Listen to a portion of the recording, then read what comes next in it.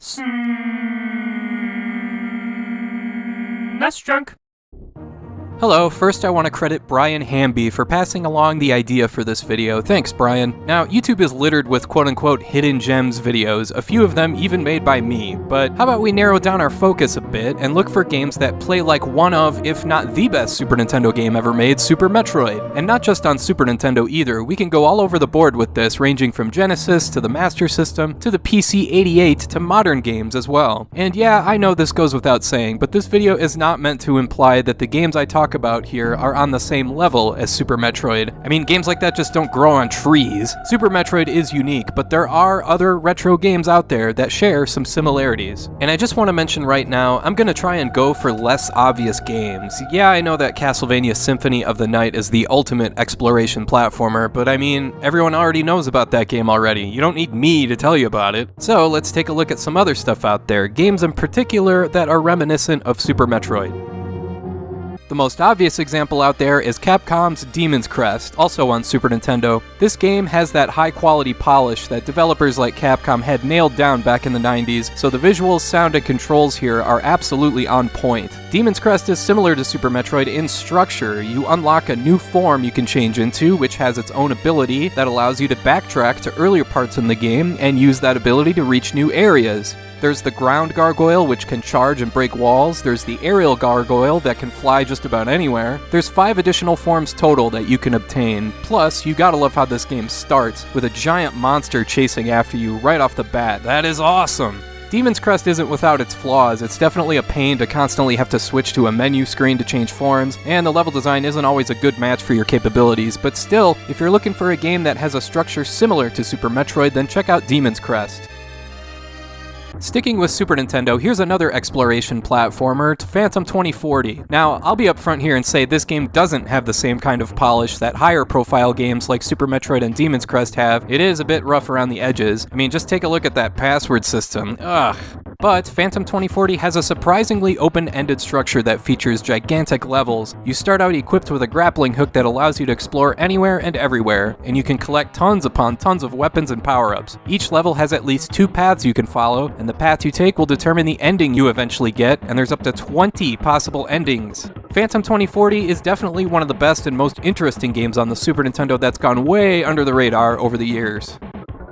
Now, let's take a look at a game on the Super Famicom that never left Japan, Magical Poppin'. You explore 6 huge levels with branching paths, finding magical abilities that allow you to backtrack and unlock new portions of each level.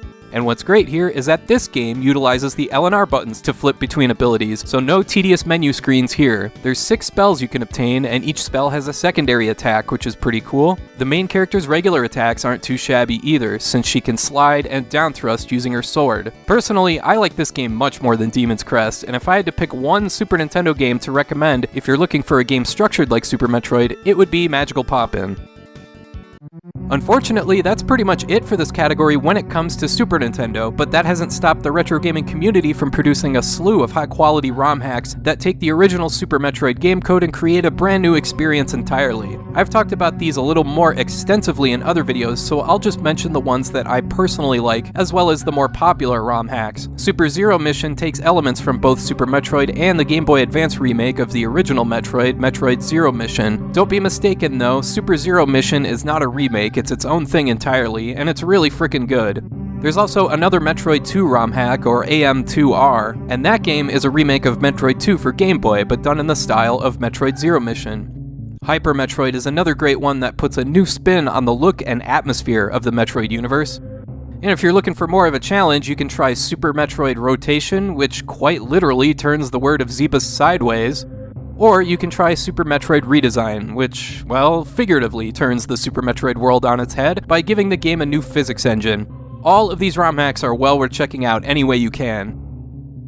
Let's move on to the Sega Genesis. If there's anything I really like about the Genesis library, it's that the best games play to the console's strengths. I mean, just take a look at anything Treasure developed, from Gunstar Heroes to Dynamite Headdy, and there's a myriad of shoot-'em-ups that are top-notch playthroughs. But having said that, the Genesis didn't really have much of an exploration platformer, other than the Genesis port of Phantom 2040. I think the closest any Genesis game gets to a Metroid vibe is Echo the Dolphin. No, there's no platforming here, so to speak, and the game is mostly linear, but there is some exploration, and this game does come somewhat close to matching the mood and atmosphere that Super Metroid had in spades. The underwater world of Echo is really strange and confusing, and the music really adds to the unsettling vibe. You're not totally sure what the heck is going on or what you're supposed to do, but it's still a fun time to just wander around in this world. It has a certain intrigue to it. I'll also add that if you like Echo the Dolphin, you'd also dig the sequel, Echo the Tides of Time.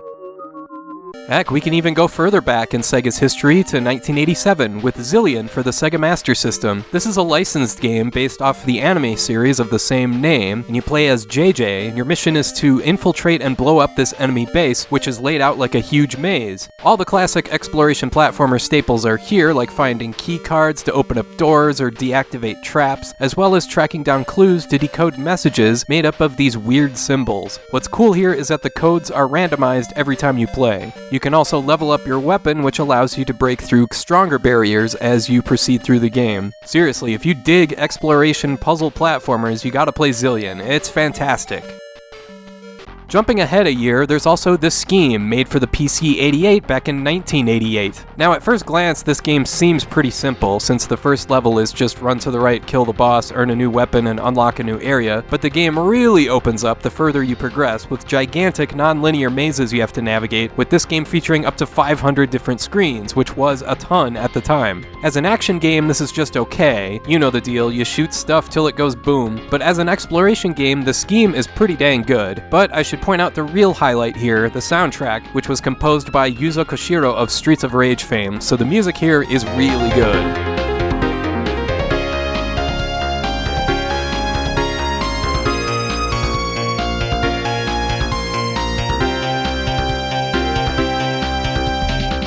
Finally, I want to mention a few modern exploration platformers, and yeah, I know there's seriously like 1,000 of these games, and I'm not even sure if that's an adequate exaggeration anymore, so I wanted to stick to just 3 that I personally liked. The first is Axiom Verge, which is available on PS4, Xbox One, and Switch, as well as Windows, Mac, and Linux. Right away, you can see the Metroid influence is obvious, just by the way the game looks, and even the way the doors open, but if you prefer your games to have a little more story, then Axiom Verge is the way to go. You play as a scientist named Trace who gets knocked out by an accidental explosion, only to wake up inside some weird machine on an alien world. So it's up to you to explore and figure out what the heck is going on. There's up to 60 different items and power-ups you can find, so there's plenty of depth in the gameplay as well. Axiom Verge is definitely one of the best games of its kind of the last few years.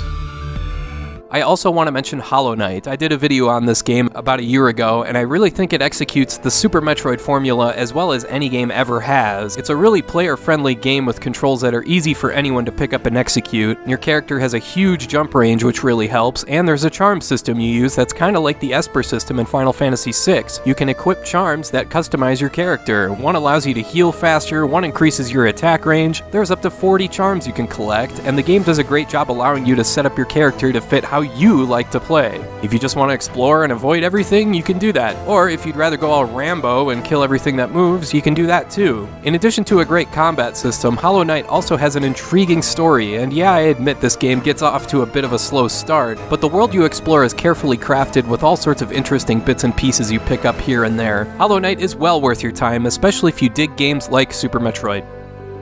The last modern game I want to mention is Bloodstained Ritual of the Night. As many of you know, the development of this one was led by Koji Igarashi, who used to be the head of the Castlevania series, so I'll give you one guess what this game plays like. It rhymes with Nymphody of the Sight. And hey, if that's what you're looking for, that's exactly what this game gives you. Plus, there's plenty of story here to dive into, and there's mood and atmosphere in spades thanks to a great soundtrack. All I can add besides what you see here is that this is one of those games that has like 3,000 pages on the game's wiki page, so there is a ton of substance here you can dive into. So once again, if you dig Super Metroid, you're obviously gonna love this game too.